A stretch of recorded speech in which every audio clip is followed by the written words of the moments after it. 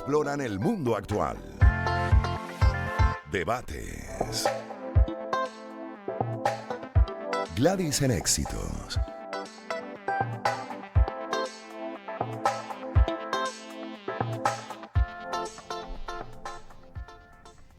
Bueno, continuamos acá en Gladys en Éxitos y yo soy Marisabel Houston, la coanfitriona, la cómplice del día de hoy. Damos inicio pues entonces a este segmento en donde vamos a hablar del impacto de la música en la sociedad y nos acompaña ya en la línea Alejandro Blanco Uribe. Él es músico, compositor, productor musical, dirigió la empresa Fonotalento para el sello discográfico Sonográfica y también tenemos a Emma Salazar, socióloga, magíster en sistemas de información, profesora en trabajo social de la USB, además ecologista y asesora de algunas organizaciones sociales. Bienvenidos Alejandro y Emma acá a Gladys en Éxitos y gracias por estar aquí con nosotros. Con muchísimo gusto. Me encanta estar con ustedes acá en esta reunión tan chévere. Tan lindo. Y gracias también, profesora Emma. ¿Está escuchando?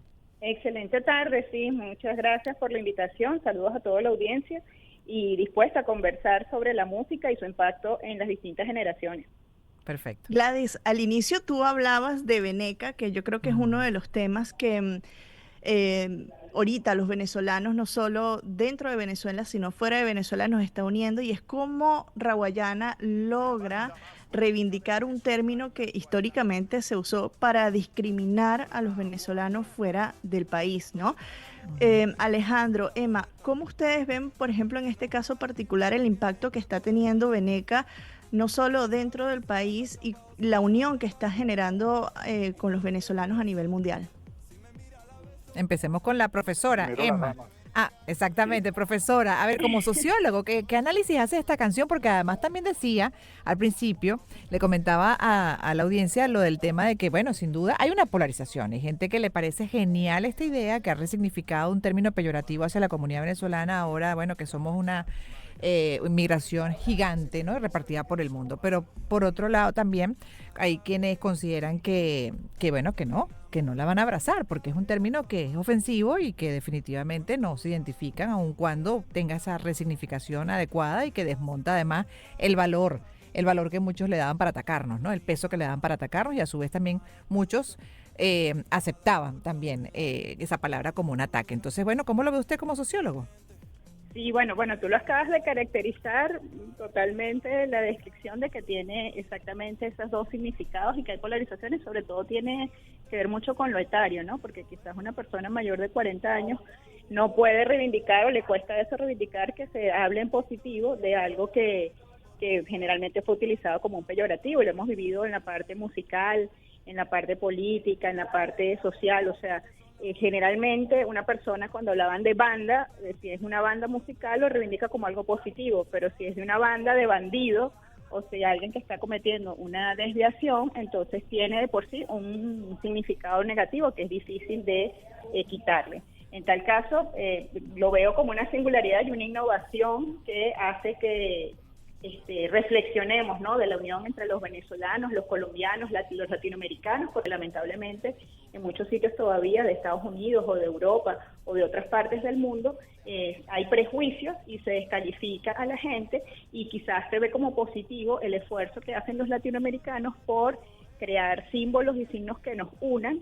Y quizás uno dice, bueno, a mí generacionalmente, particularmente, si me lo preguntas, me choca un poco el concepto, porque considero que por eso nos hemos diferenciado en distintas nacionalidades, ¿no? Y que es importante tener como guardar esa identidad cultural, pero como algo que las mismas generaciones o de los más jóvenes lo ven como algo agradable y en lo cual se pueden identificar. Es un signo positivo, que quizás es un cambio de que no quieren dar pie a una asociación diferencial ni a sentirse discriminados, y es una irreverencia, pues, que estamos disfrutando el éxito en este momento de esa acción. Además que el tema llegó hasta, por ejemplo, el Miss Universo, y aquí en Estados Unidos se está hablando sin parar de lo que es el significado, pues, de la canción, y de alguna manera sí los venezolanos y las venezolanas se han unido. Alejandro, ¿qué nos puedes contar desde la perspectiva de composición y de producción musical? ¿Por qué crees que además a través de una changa como la que se está utilizando, se apela a la nostalgia, obviamente, pero acerca a un público joven que quizás em, antes no escuchaban este tipo de música o que a través de esta música ven luchas sociales que pueden llevar como suyas. ¿Cuál es tu perspectiva? Bueno, la música siempre ha demostrado ser un agente de cambio en la sociedad a lo largo de la historia. Desde el rock, el hip hop, el folclore, los géneros musicales han servido siempre como un vehículo de protesta o de comunicación. En el caso mío, bueno, el término veneca me molestaba o me molesta porque, bueno, yo viví en Bogotá, fundé una discográfica, conozco el mundo de Colombia muy bien, pero, oye, en la manera que en ellos lo han expuesto se ha convertido en algo divertido. Además estoy contento porque un grupo fusión que es nieto del grupo de Daiquiri e hijo de los Amigos Invisibles, vamos a decir. O sea, tengo mucho que ver con la influencia que tienen ellos hoy en día y me parece maravilloso que en una situación de país tan difícil, con tantos problemas, que nosotros tengamos una agrupación que haya roto la piñata y que esté funcionando en México, que haya entrado, que se ganó un premio en los Grammy, pues qué maravilla. El esfuerzo es mucho más grande porque por lo menos en la época de los 80 las empresas invertían en los artistas mucha plata, en cambio ellos lo hacen por su propia cuenta. Eso es admirable realmente. Totalmente. Lo que han Tienen logrado. rato. Sí. Tienen rato haciendo grandes esfuerzos, así es, Alejandro. Y lo otro, Así además, es, que disruptivo no solamente en letras como estas, que resignifican un término peyorativo como veneca, sino que también, además, en género. Como bien dices, una mezcla, cuando revisas los discos de Rawayana, ellos tienen diferentes estilos Ujú. y no se han guiado por la Sí. tendencia del reggaetón. Entonces, también Es gran correcto. valor. Ujú, Sí, sí, es una fusión extraordinaria. Además que son divertidos, que eso es tan importante. ujú. Sí, sí, sí, no, estamos contentísimos con eso. Ahora bien, Es un valor. sobre el término, como decía la profesora Emma, ¿no? Y el concepto, o sea, lo que estamos desarrollando además es cómo influye la música en el cambio social. Sin duda aquí, profesora, hay una influencia, o va a haber, creo yo, porque si bien algunos no abrazamos el término porque definitivamente nos parece antipático, en fin, quizás es generacional, yo a lo mejor bailaré la canción porque es pegajosa, pero de ahí que me digan, ¿usted cómo se define veneca? No creo que llegue hasta ahí, no creo.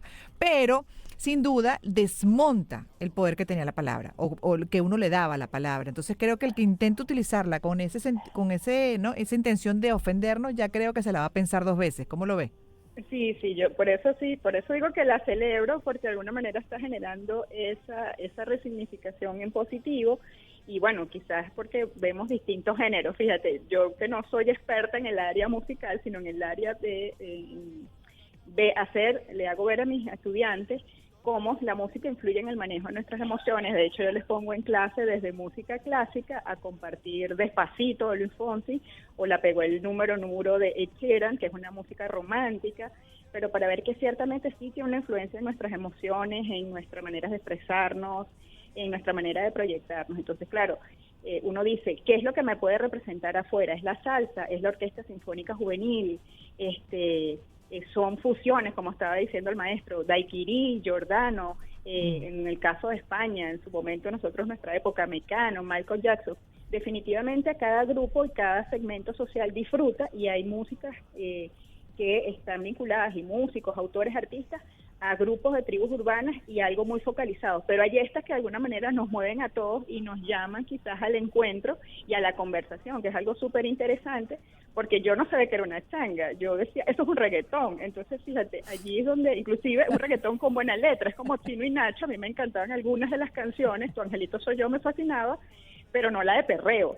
Entonces eso, porque el mensaje detrás de los valores con respecto a la mujer, con respecto a la ciudad, nos llama como a eso, a pensar, y no simplemente dejarnos llevar, porque hay letras de reggaetón que son muy fuertes, son desvalorizadores de la mujer, igualmente de salsa, así como de repente hay boleros demasiado tristes, pero siempre uno va identificando tanto con estados emocionales como con grupos etarios.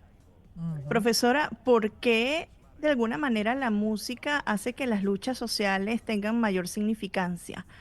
Yo sé que usted no es experta en temas musicales, pero sin duda alguna debe de tener algo, quizás una emoción que nos mueve o que nos conecta de una manera muy especial a una lucha, ya sea lucha machista, por ejemplo, una canción como Canción Sin Miedo, que en México se volvió tan grande con Vivir Quintana y con Natalia Lafourcade. ¿Por qué la Ujú, música ujú. nos acerca más a una lucha social y la hacemos nuestra?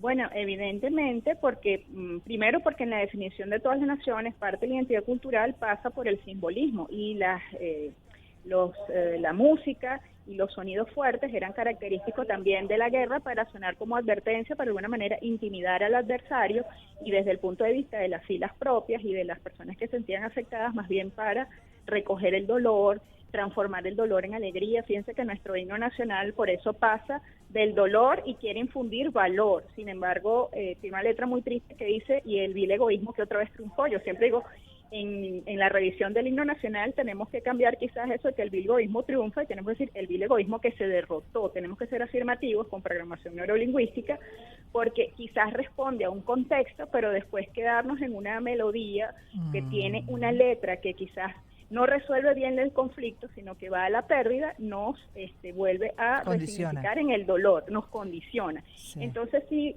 tenemos que estar claros que toda la música nos lleva a un estado de comunicación con el otro, que además se expresa con el baile, se expresa con las miradas, y hay música que nos sirve más bien es para internalizar un poco toda la parte espiritual, cuando hablamos de los mandalas, la meditación. Sí, pero es ese sentir que puedo experimentar con otro y que me lleva a mí a la acción, no quedarme solamente en el ensimismamiento. Entonces la música es clave para proyectar nuevas acciones.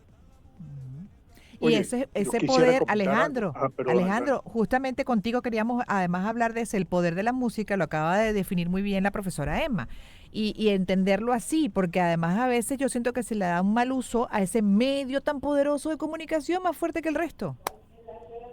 Bueno, yo quiero hacer un poco más historia, ya no ir a la canción, al artista, Sí. sino al movimiento social con profundidad. Yo les voy a decir algo, mire, los Estados Unidos,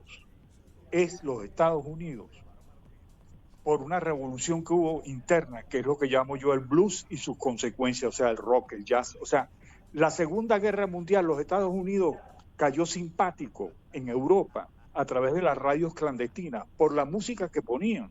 ¿Cuál era la música?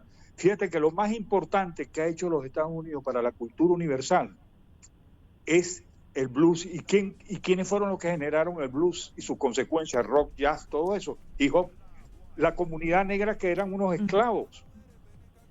Y realmente la comunidad afrodescendiente logró romper el celofán gracias a la música, y con esa música los Estados Unidos se hizo famosa a nivel mundial. O sea, los Estados Unidos cayó simpático en los años 30, 40, 50, gracias a Hollywood, Nueva York y su música. Eso liberó a la comunidad negra en los Estados Unidos, la música. Significa mucho porque ellos estaban totalmente reprimidos, no les permitían tocar los instrumentos. Totalmente, una connotación distinta. De hecho, significa muchísimo para la sociedad contemporánea norteamericana la música. y en Mucho. general la música además traspasa barreras incluso de idioma. Lo que comentaba yo de Oasis, Así que es. tengo un segmento que se llama Terapia Musical, y resulta que una pieza que puse de Oasis llegó a 10 millones y ahí me están escribiendo personas en francés, en diferentes nacionales. Yo digo, Dios mío, esto agarró vida propia. Me está usando mi cuenta Oasis. Bueno, John Lennon con Give Peace a Chance, que recuerda todo lo que pasó con lo de John Lennon, con lo de We Are the World de Quincy Jones, el concierto de Bangladesh, con toda la crisis que hubo humanitaria en África. ¿No? Es realmente importante. Poderosísimo. Por eso. Iba a decir usted, profesor, y para terminar, ahora sí nos están haciendo señas de que nos tenemos que ir. Ajá. Sí, yo diría que es muy importante quizás de que Venezuela, que tantos esfuerzos de promesas musicales que tenemos, reivindiquen no solamente lo que nosotros llamamos la décima en el folclore popular, sino inclusive en lo político vemos la importancia de tener mensajes claros y con los que gente identifique sus luchas, porque si no quizás se queda en el anhelo, en el rezago, y en la medida en que haya más identificación con las acciones próximas y propuestas a través de la música, creo que puede haber más unión de luchas por causas en defensa de los derechos humanos, en conciencia, en creación de nuevas letras, y ahí tenemos toda una fortaleza, y bueno, y también de compartir con la alegría y que con eso se nos identifique Así también es. en el resto del mundo. excelente mensaje para cerrar esta primera hora nacional. Nos queda ya segundos, así que tenemos que despedirlos, pero siempre agradecida con Alejandro Blancuribe y también con la profesora Emma Salazar. Pues nuestra coanimadora, por supuesto, se queda hasta las 3 de la tarde, Marisabel Houston, periodista musical. En breve volveremos.